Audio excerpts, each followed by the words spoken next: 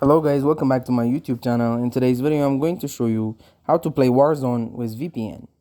You want easier Warzone lobbies or to play with friends in another country? Here's how to do it. With NordVPN, our discount link is in the description. And don't forget, if you sign up using the link in the description, you'll get a special discount and a 30-day money-back guarantee. With NordVPN, you can change your location and connect to servers in other regions. This can help you find different matchmaking pools, lower pings in certain areas, or play with friends worldwide. So step 1, open the NordVPN app on your PC or console setup. Step 2, log in. Step 3, choose a country or server where you want to connect, like Canada, Australia, or the UK.